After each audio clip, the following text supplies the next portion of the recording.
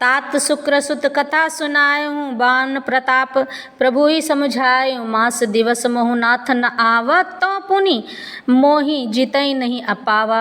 कहु कपि के ही विधि राखों प्राणा, तमहु तात कहत अब ज्ञाना। तो ही देखी शीतली भई छाती, पुनि मोह कहूँ सोई दिनुम सो राती। जनक सुत ही समझाए करी, बहु विधि धीरज धिन। चरण कमल सिरुनाय कपि गवनु, राम पहि किन्न। चलत महाधुनि गरजे से भारी, गर्व स्त्रव ही सुनी निशिचर नारी।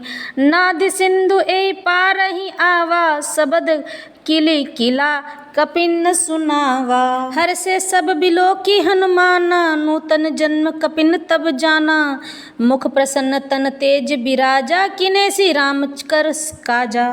तात मातुहा सुनी पुकारा, एहि अवसर कोय हम ही उबारा। हम जो कहा यह कपि नहीं होई, बानर रूप धरे सुर कोई। साधु अवज्ञा कर फलु ऐसा, जरई नगर अनाथ कर जैसा। जार नगरु निमिष एक माही, एक विभीषण कर गृह नाही। पूंछ बुझाकर थकावट दूर करके और फिर छोटा सा रूप धारण कर हनुमान जी जानकी जी के सामने हाथ जोड़कर जा खड़े हुए। हनुमान जी ने कहा, हे माता, मुझे कोई चिन्ह पहचान दीजिए जैसे रघुनाथ जी ने मुझे दिया था। तब सीता जी ने चूड़ामणि उतार कर दी। हनुमान जी ने उसको हर्षपूर्वक ले लिया। जानकी जी ने कहा, हे तात, मेरा प्रणाम निवेदन करना और इस प्रकार कहना, हे प्रभु, यद्यपि आप सब प्रकार से पूर्ण काम हैं, आपको किसी प्रकार की कामना नहीं है, तथापि दीनों दुखियों पर दया करना आपका विरध है और मैं दीन हूँ। अतः इसलिए विरध को याद करके हे नाथ, मेरे भारी संकटों को दूर कीजिएगा। हे तात, इंद्रपुत्र जयंत की कथा घटना सुनाना और प्रभु के उनके बाण का प्रताप समझाना, स्मरण कराना। यदि महीने भर में नाथ न आएंगे तो फिर मुझे जीत ही न पाएंगे। हे हनुमान, कहो मैं किस प्रकार प्राण रखूं। हे तात, तुम भी अब जाने की ही कह रहे हो। तुमको देखकर छाती ठंडी हुई थी, फिर मुझे वही दिन और वही रात याद आएगी।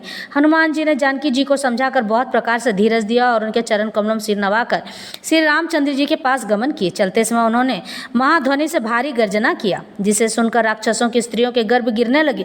समुद्र लांघ कर वे इस पार आए और उन्होंने वानरों को किलकिला शब्द हर्ष ध्वनि सुनाए। इस पर हनुमान जी को देखकर सब हर्षित हो गए और तब वानरों ने अपना नया जन्म ही समझा। हनुमान जी का मुख प्रसन्न है और शरीर में तेज विराजमान है, जिससे उन्होंने समझ लिया कि ये श्री रामचंद्र जी का कार्य करके आए हैं। इस तरह से हनुमान जी लंका जलाकर आए थे और समुद्र में अपनी पूंछ बुझाकर आए थे, लेकिन उसमें भी घटना घट गई थी।